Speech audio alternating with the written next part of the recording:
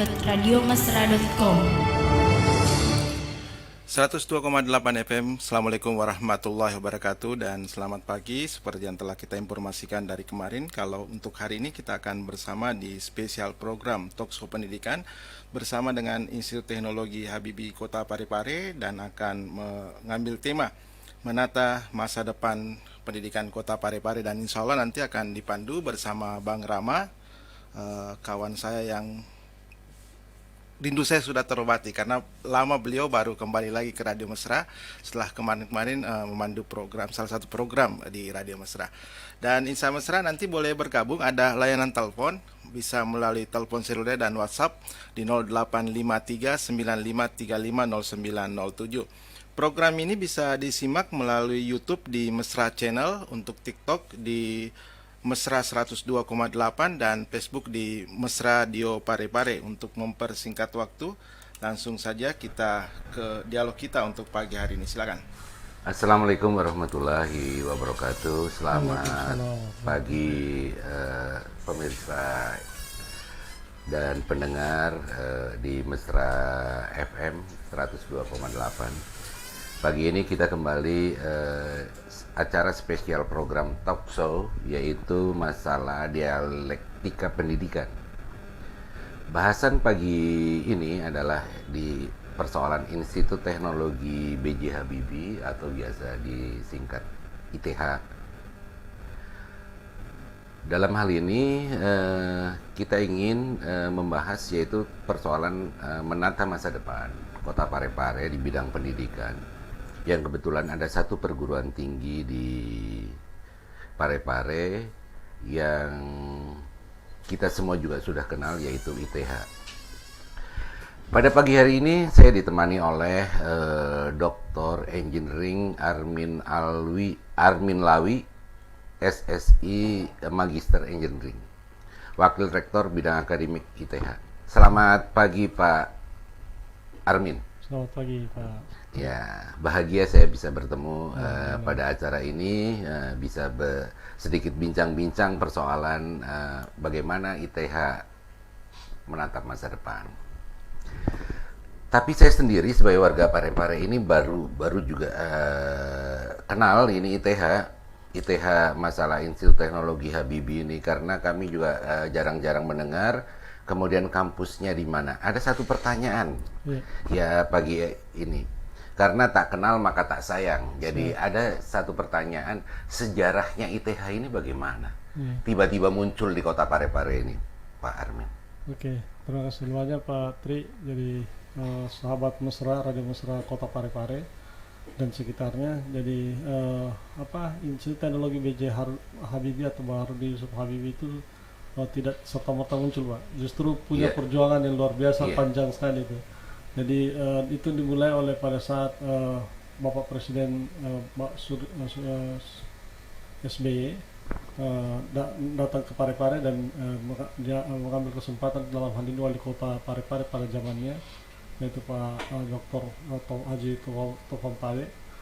Dan beliau menginisiasi, punya inisiatif untuk membentuk satu perguruan tinggi negeri dengan memanfaatkan nama negarawan kita bangsa Pak Presiden ketiga B.J. Habibie, dan spontan itu ditanggapi positif oleh Bapak Presiden SBY.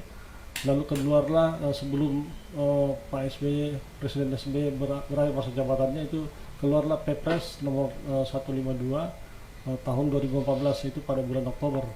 Jadi sudah sejak tahun 2014 itu Perpres pendirian Institut Teknologi B.J. Habibie itu sudah ada, Pak.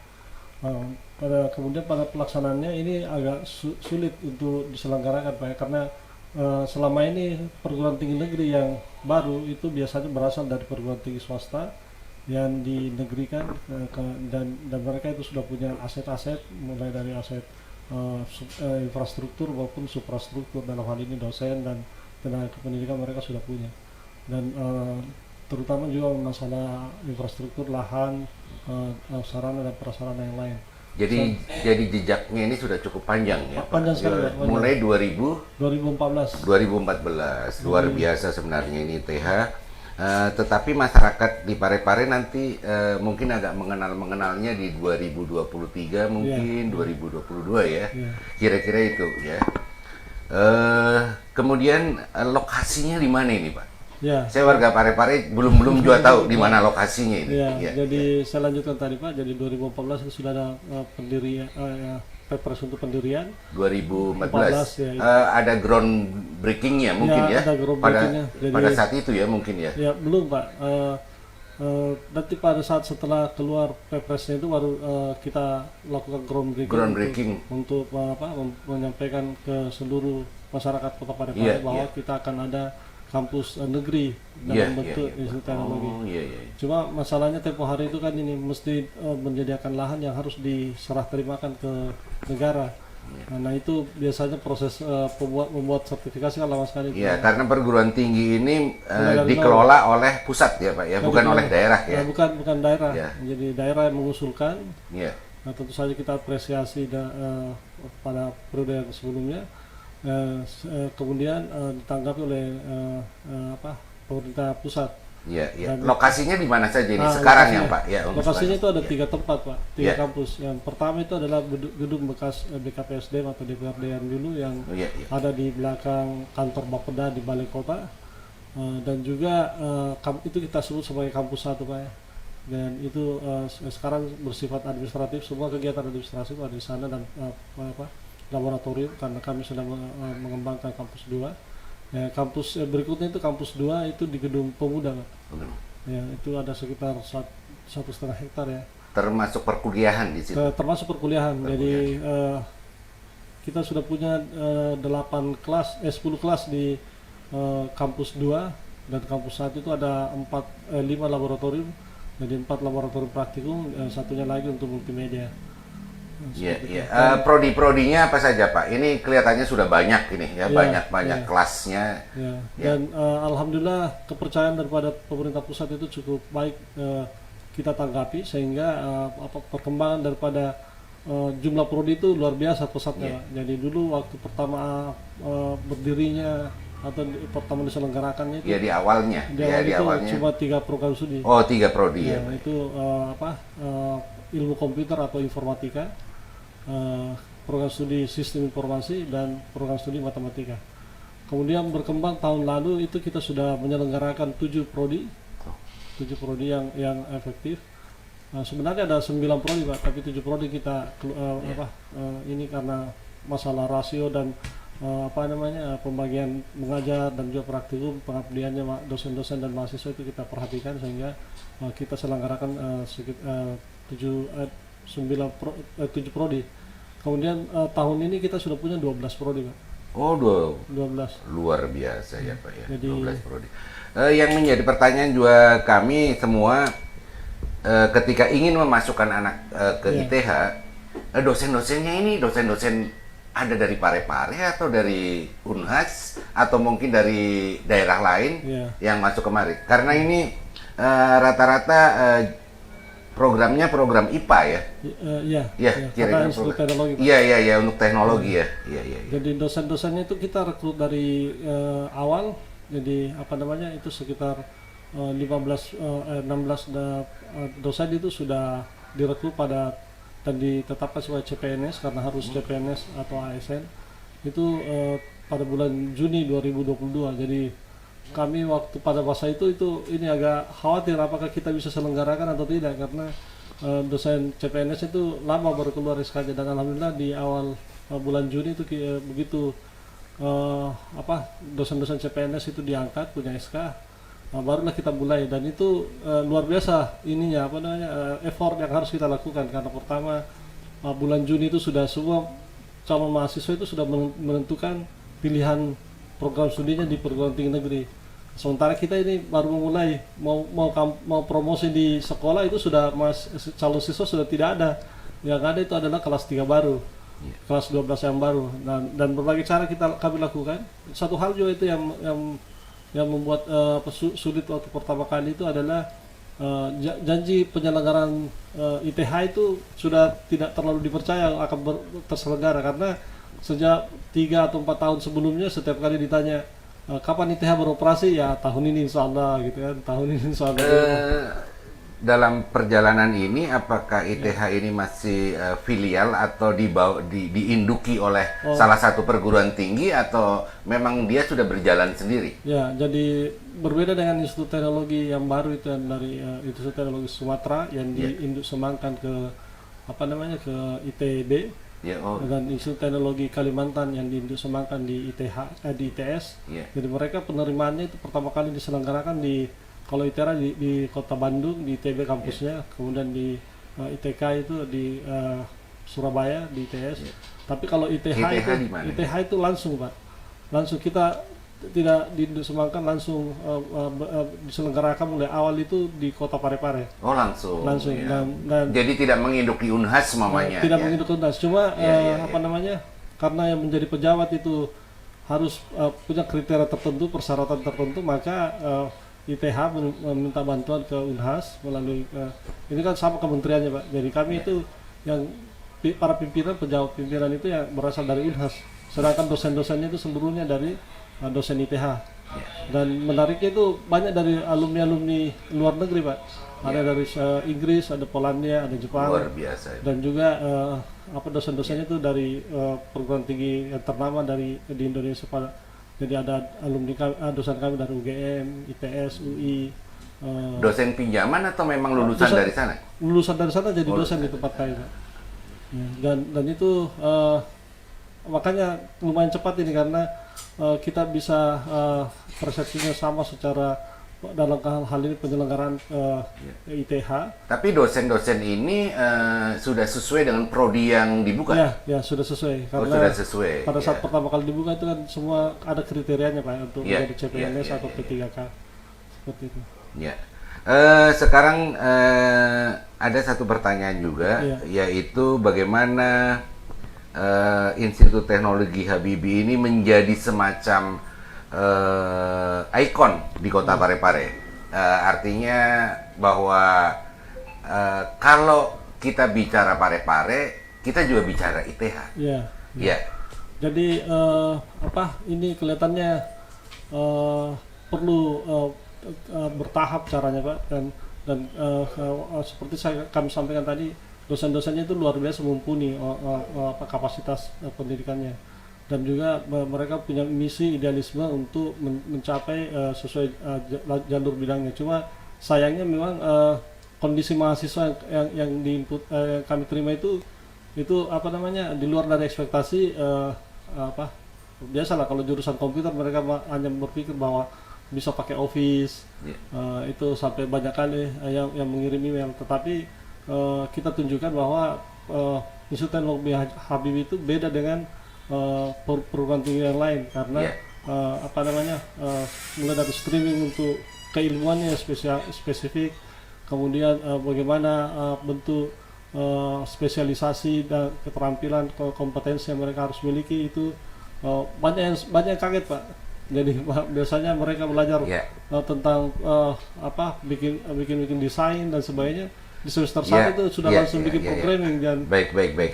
Insan Mesra di mana saja berada, mungkin ada yang ingin bertanya melalui sambungan telepon yang sudah disediakan oleh Radio Mesra, bisa bertanya-tanya, mungkin prodi atau sudah ditutup atau belum sekarang pendaftaran, kemudian yang menjadi bahasan paling utama sekarang dan menjadi viral adalah UKT. Ya, uang kuliah tunggal, uang kuliah tunggal yang sempat menjadi perbincangan hangat karena pelaksana tugas sekretaris kementerian itu mengatakan bahwa perguruan tinggi itu tersier, artinya bukan hal penting, keharusan seorang siswa melanjutkan ke perguruan tinggi. Ya, Pak Tri, izin ada pertanyaan melalui Facebook. Oh iya, silakan. Ini Pak, yang pertama dulu pernyataan dulu dari Pak Dewan Kamaluddin Kadir.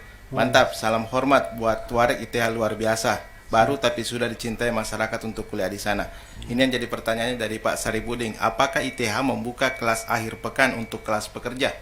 Untuk kelas Iya, pekerja. silakan. Jadi PTN itu banyak batasannya Pak, batasannya banyak sekali. Terutama PTN itu ada 3 tingkatan, ada satker yang seperti kami, satuan kerja dari dari kementerian. Kemudian ada PTN Belu, dalam hal ini pengelolaan keuangannya sudah ini sedikit fleksibel, dan PTN BH seperti Unhas yang besar-besar. Kita dibatasi beberapa regulasi yang tidak bisa diterapkan seperti perguruan tinggi swasta. Jadi itu pun juga input mahasiswa itu berasal dari alumni siswa yang 3 tahun terakhir. Kemudian untuk kelas pekerja itu kita tidak punya Akhir pekan ya. akhir pekan. Mungkin pada saatnya nanti akan dibuka ya. Unhas kan begitu kalau tidak salah ya. Unhas PTNBH Pak. Kita iya. Jadi tidak ada kelas ini, kelas eksekutif. Akhir pekan ya, eksekutif ya. Jadi itu jawaban tadi untuk kelas akhir pekan untuk sementara belum sampai ke sana ya. Dan sampai ada regulasi baru. Ya, ada regulasi baru, insya Allah nanti akan dibuka pada kelas akhir pekan mungkin untuk beberapa jurusan saja Pak ya. Boleh. Sekarang persoalan UKT ini Pak. Ketika siswa masuk mungkin ada biaya uang pangkalnya, uang pembangunannya, berapa UKT-nya dan sebagainya ya. Ya silakan.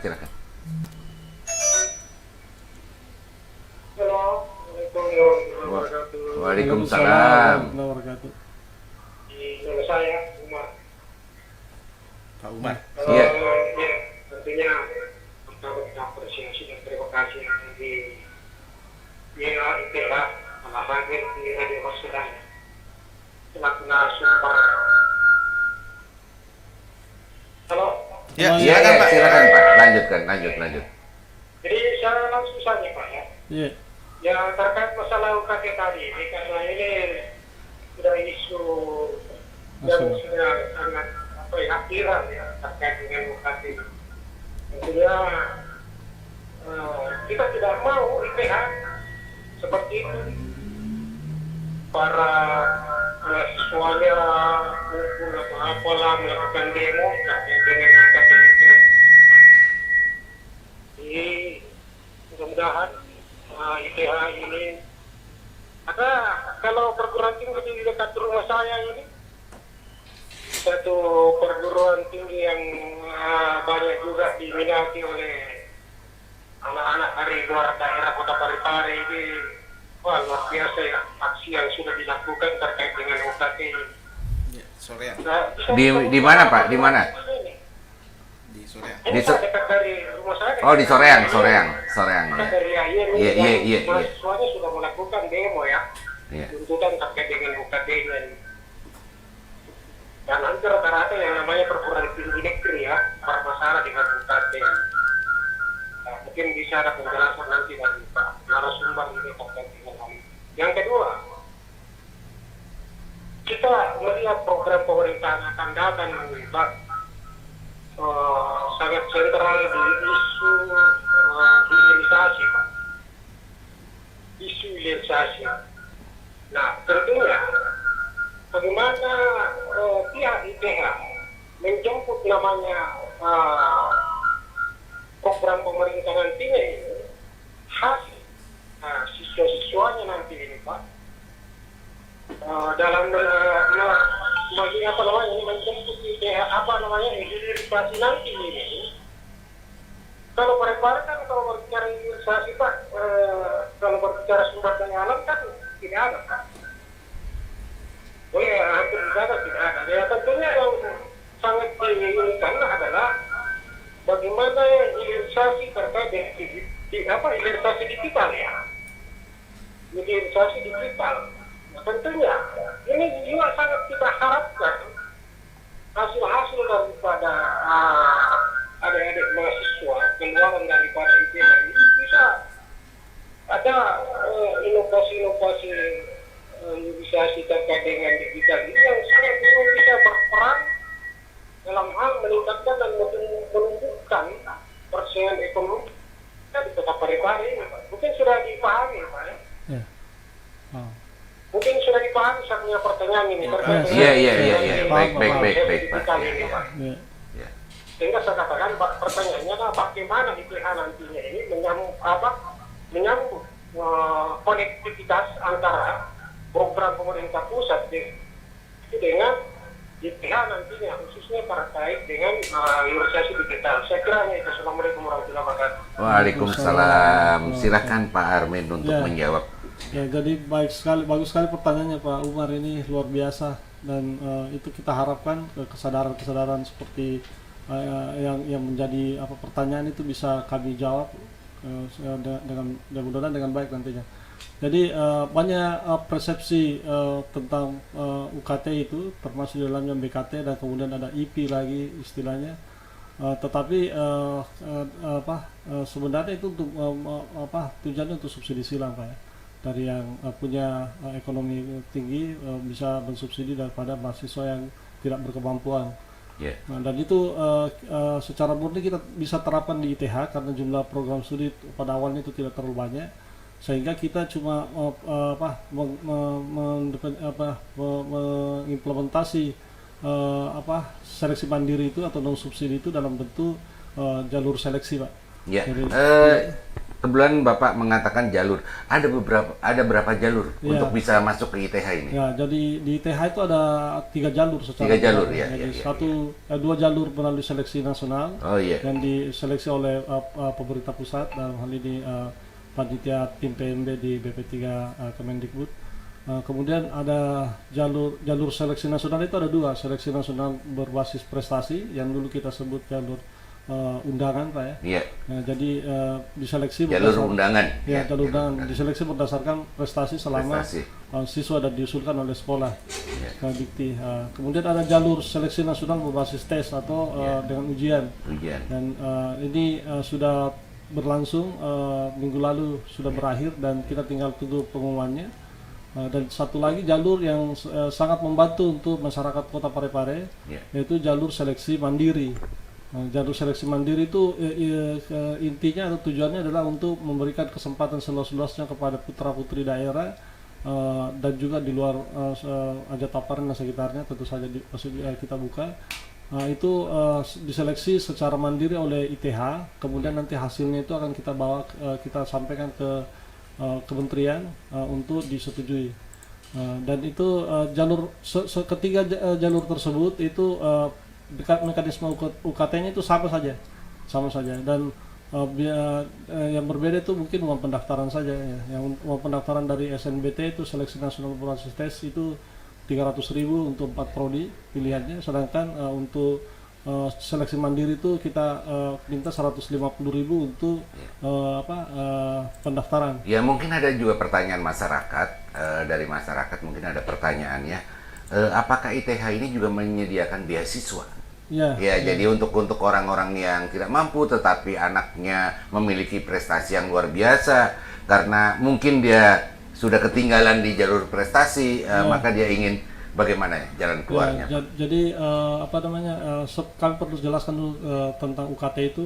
Ya. Jadi UKT itu adalah uang kuliah tunggal, jadi cuma sekali dibayar pada saat satu semester. Jadi tidak ada uang yang lain Pak, termasuk biaya laboratorium, beli bahan, alat dan sebagainya. Uang fotokopi Uang apa ya, fotokopi tidak ada ya. tidak. Bahkan itu jas alma mater itu kita sediakan Pak. Dan itu gratis dari ya, jadi. Dan UKT itu akan terdiri dari 4 kelompok, ada UKT 1, UKT 2, UKT 3, dan UKT 4. Untuk UKT 1 itu kita semua UKT kelompok UKT itu fix biayanya, tidak ada rentan nilai. Jadi misalnya UKT 1 itu dimulai dari UKT 1 itu biayanya 500.000. Itu jadi Per semester. Per semester. Iya. UKT 2 itu 1 juta Pak. UKT 3 itu 2 juta dan UKT 4 itu 3 juta. Jadi UKT tertinggi pun juga kalau kita bagi dalam satu semester itu cuma sekitar 500.000 Pak ya per bulan. Itu masih jauh lebih murah dibanding menyekolahkan anak kita di TK itu kan. Di TK sekarang sudah 1 juta per bulan dan sebagainya. Dan itu malah untuk beasiswa tentu saja ada beasiswa. Kita punya beberapa mahasiswa mendapatkan beasiswa dari KIPK, Kartu Indonesia Pintar Kuliah.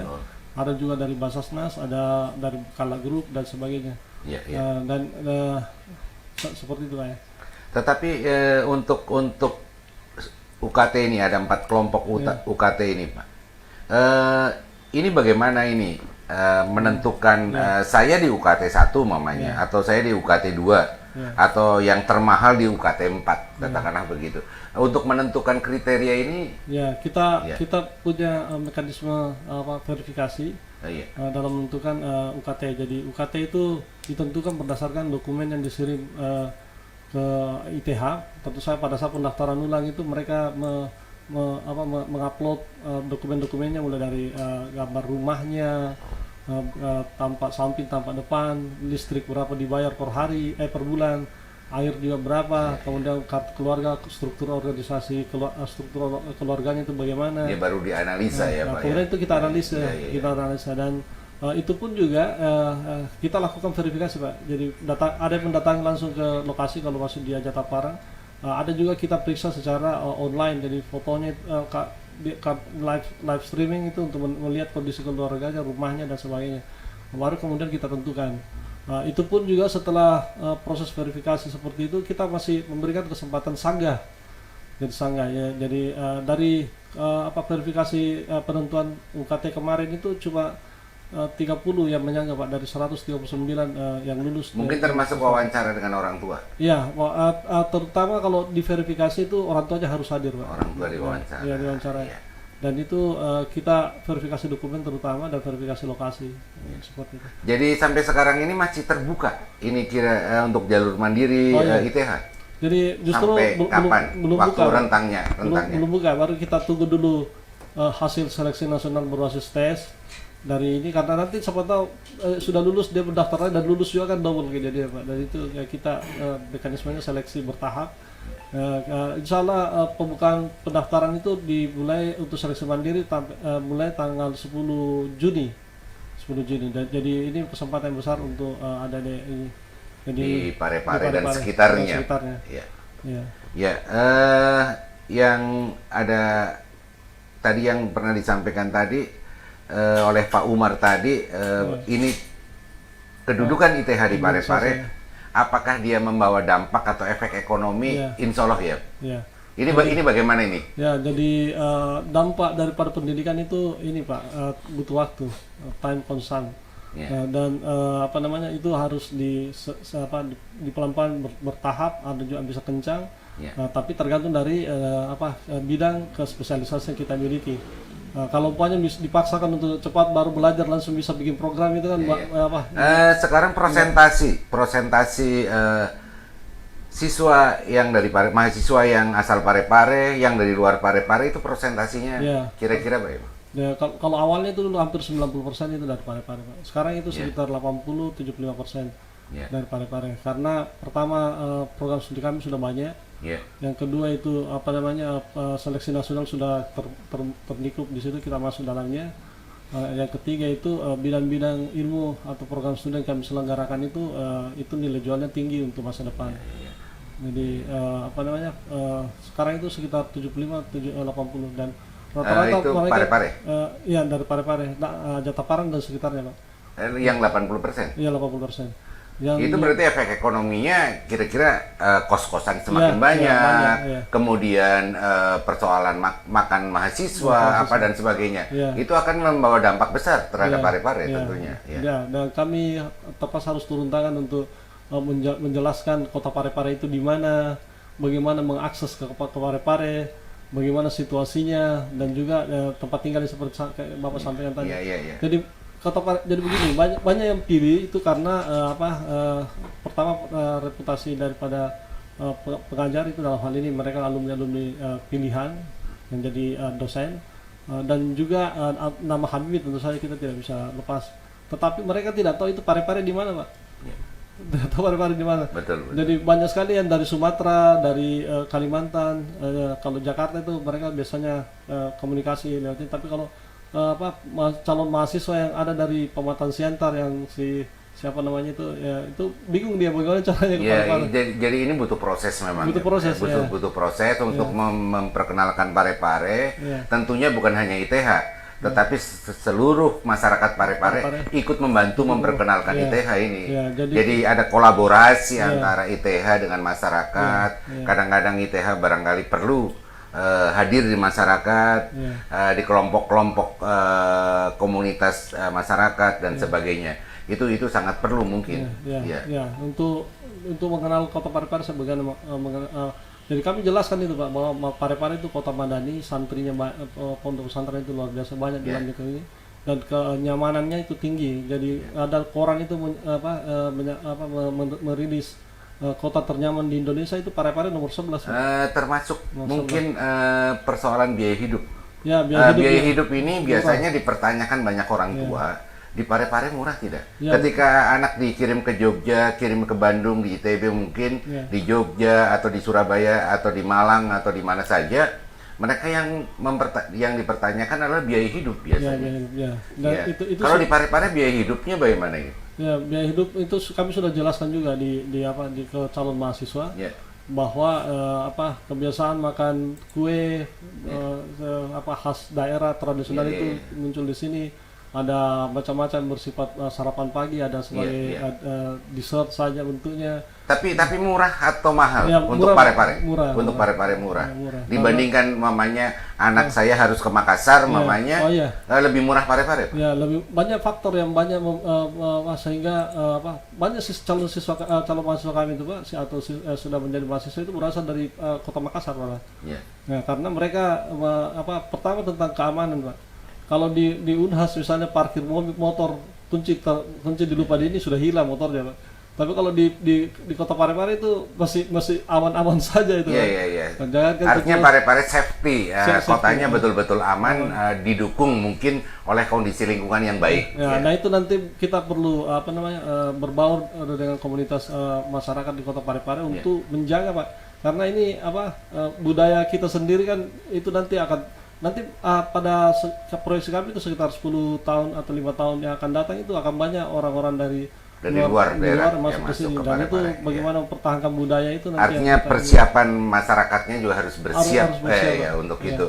Apakah siap dengan model seperti di Makassar, di Jogja, di Bandung dan sebagainya? Mereka siap untuk menampung mahasiswa ini di lingkungannya dan memberikan suasana kondusif tentunya di Parepare. Jadi Bang Rama ada pertanyaan silakan. Saya bacakan. Mungkin dari ada pertanyaan. Pak Sabir, ada 2 pertanyaan Pak Dokter. Yang pertama, prodi apa yang terbuka? Terus yang kedua, jaminan apa yang didapatkan ketika lulus dari ITH?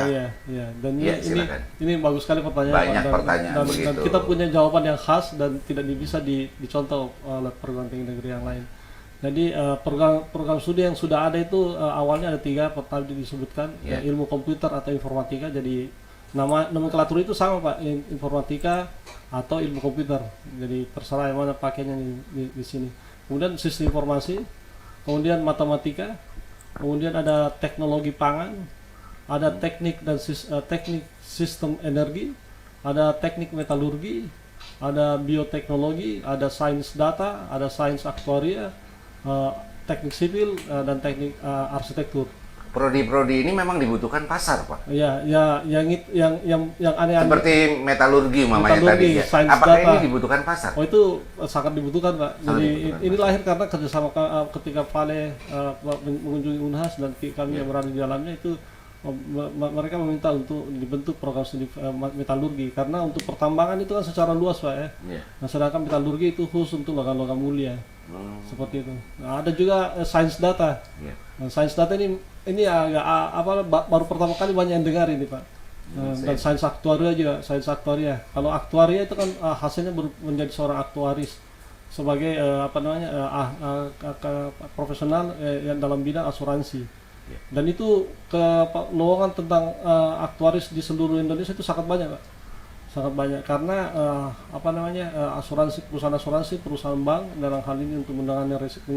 Jadi ada pengalaman ini, ada beberapa pengalaman yang saya dapat. Kebetulan semua teman-teman, ada juga siswa saya dulu lulusan nuklir di UGM. Dia di BRI, dia kerja di BRI di bank kerja di bank Kemudian yang satu lagi lulusan nuklir, dia jadi wartawan. Ya, Ini kan tidak sesuai jurusan, tetapi itulah keinginan pasar mungkin. ya, jadi Iya. bukan cuma sekedar pasar market demand Pak, tetapi passion daripada mahasiswa itu pada saat menjadi mahasiswa itu beragam. Tidak semua mau lanjut S2 Pak. Iya. Ya, tidak semua juga mau jadi pengusaha. Iya. Tidak semua juga mau jadi Pembuat nuklir seperti itu. Iya. Tetapi Iya, iya, iya. ilmu pengetahuan dalam hal ini karakternya itu terbentuk dari sana. Jadi misalnya sarjana teknik nuklir di BRI itu kan bisa punya arah yang berbeda cara pandangnya dibanding jurusan lain, dan itu wajar-wajar saja bagi kami karena tidak semua juga yang jelas semua tidak semua calon S1 yang selesai S1 nanti itu jadi lanjut S2. Yang jelas bahwa ketika dia eksak dari jurusan eksak, hitung-hitungannya mungkin lebih matang, Ya, lebih bagus, Ya. lebih presisi ceritanya, iya dan, Pak. dan alumni sosial itu lebih bagus penampilannya. Iya. Oh ya, satu lagi Iya, Pak, iya. mengenai program calon mahasiswa itu tidak mesti berasal dari IPS IPA. Jadi baik IPS atau IPA atau dari jurusan keterampilan yang lain seperti tata boga dan sebagainya, Iya. itu punya kesempatan yang sama untuk mendaftar di ITH. Dari berbagai jurusan dari dipersilahkan untuk mendaftar. Dan tidak seperti yang dulu yang dia harus pilih IPA, ada IPS, terus ya. ada IPC. Iya, ya. Kalau harus pilih 2 di IPA, satunya dari TS. Iya. Bagi kami itu kita terbuka lebar. Karena efek Termasuk dari STM ya. STM, mungkin, ya. Dari jurusan-jurusan, katakanlah kalau di sini SMK, dari jurusan mamanya kelistrikan atau apa itu bisa. bisa sekali. Ya. Dan program studi yang kami selenggarakan ini sangat menunjang untuk pekerjaan masa depan. Iya. Nah, misalnya mau jadi konten, itu punya perusahaan bergerak dalam bidang konten. Bagaimana menganalisis data, melihat persepsinya sudah sama tidak, waktu tayangnya itu kapan dan sebagainya. Itu ada ilmunya, Pak. Namanya ilmu data atau data sebelum science. kita menutup acara pada pagi hari ini dialektika pendidikan, ketika ada orang tua yang ingin bertanya, di mana saya mau tahu itu? Di mana mau saya tahu ITH tentang ITH? Mungkin ada akunnya di mana, di Facebook mungkin, atau di mana, atau bagaimana saya bisa menghubungi ITH? Ya. Mungkin bisa dijelaskan, Pak. Jadi kami punya tim PMB penerima masa baru, dan itu sudah punya kontak untuk berbagai sosial media. Jadi kita punya Facebook, kita punya YouTube channel, kita juga punya Instagram untuk reelsnya itu, dan kemudian TikTok pun juga kita punya, Pak. Dan itu bisa di-search. Barangkali bisa dijelaskan itu untuk Facebooknya apa namanya itu? Jadi kalau Facebooknya itu Institut Teknologi B.J. Habibie nama ini, Pak. Terus Institut untuk Teknologi B.J. Habibie. Iya. Kalau di Instagram itu ith.campus. Itu ada warna hijaunya itu yang resmi. Terus kalau di TikTok juga ITH. ITH. Apalagi Twitter juga atau X itu. Di Twitter ada. Telegram juga ada. Grup WhatsApp. Kalau di nomor WhatsApp-nya mungkin. Ada. Atau bisa juga langsung ke website. Ke homepage daripada ITH, ith.ac.id. Itu di situ informasinya lengkap untuk bagaimana cara menghubungi kami, Pak. Ya, semoga ITH ke depan bisa memberikan jaminan kepada masyarakat ketika anaknya diberikan pendidikan, dan insya Allah ITH memberikan jaminan bahwa anaknya bisa bekerja atau bisa melanjutkan ke jenjang yang lebih tinggi, karena ITH belum membuka program pasca ya, Pak. Belum Pak. Belum ke Jadi, S2 atau S3 belum? belum. Tapi itu kemungkinan tidak terlalu lama itu. Terutama untuk profesi insinyur Oh iya. itu kami sedang persiapan. Ya artinya tidak usah jauh-jauh ke Makassar, Ya, nggak cukup usah di ke- ITH ya, saja ITH, ya. untuk program pasca sarjana ini ya, Ya, untuk ya. S2 dan S3. Intinya dari lokal kita branding untuk ke internasional. Iya, iya. Dan itu kesempatan untuk lanjut bekerja dan lanjut S2 di luar negeri itu Termasuk itu di luar negeri. kita punya channel, Pak. Oh, di mana, Iya. Pak? Di Jepang. Di Jepang terutama Oh, di dan Jepang. di Jerman dan Turki. Oh iya, iya. Nah, mungkin nanti pada sesi berikutnya kami Ya, kami lebih diulas lebih Lebih panjang. ulas lagi, panjang. Ya, diulas lebih Ya, panjang. yang jelas ya. itu Ya. kerjasama kita dengan perusahaan yang menyalurkan tenaga kerja bukan magang, Pak ya, sebagai insinyur atau special workers, itu kisahnya seperti itu. Dan Mungkin di Merdeka Kampus ini kan ada sistemnya, sistem Ya. job apa ya, begitu, itu Merdeka- semacam magang itu. ya, Merdeka Belajar ada, Iya. tetapi secara mandiri kita punya itu juga ada, Pak. Oh, Jadi iya. tidak bisa itu yang Tapi membuat- sudah ditentukan ya, Pak? Sudah ditentukan belum. atau belum? Oh, belum, karena sudah ini baru semester 4 mereka, Pak. Nanti Ya. semester 5 itu kita nanti inovasi kami untuk bagaimana alumni itu bisa terserap.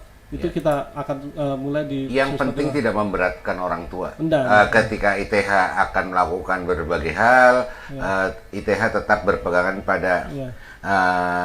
prinsip-prinsip yang sudah Ya. SOP yang sudah Ya. ada. Ya. Kalau yang itu insya Allah kami percaya diri, Pak. Ya, insya Allah ya. Ke depan ya, mudah-mudahan ITH ke depan, dan saya juga di sini mendapatkan banyak manfaat. Saya semakin tahu ITH, Pak. Ya, makasih, Semakin paham ITH. Oh, ITH itu kampusnya di sini dan sejarahnya begini. Saya semakin paham. Alhamdulillah ITH mudah-mudahan ke depan dia bisa menjadi ikon Kota Parepare. Ya. Dan sekaligus ikon di Indonesia Timur, minimal Indonesia Timur. Ya, terima kasih Pak Armin. Ya, Mudah-mudahan sehat-sehat Pak Armin ke depan, dan kepada para pendengar Radio Mesra di 102 FM, terima kasih atas perhatiannya. Mudah-mudahan kita dapat bertemu lagi pada acara talk show yang akan datang. Terima kasih. Assalamualaikum warahmatullahi wabarakatuh. Waalaikumsalam warahmatullahi wabarakatuh. Terima kasih Dr. Armin, terima kasih Bang Rama untuk kesempatan untuk hari ini, dan Insan Mesra dialog ini akan kita jadwalkan di Radio Mesra. Jadi nantikan dialog-dialog berikutnya untuk lebih memahami lebih jauh terkait dengan Institut Teknologi B.J. Habibie. Saya Dimas pamit, wabillahi taufiq wal hidayah. Wassalamualaikum warahmatullahi wabarakatuh. Waalaikumsalam. warahmatullahi wabarakatuh.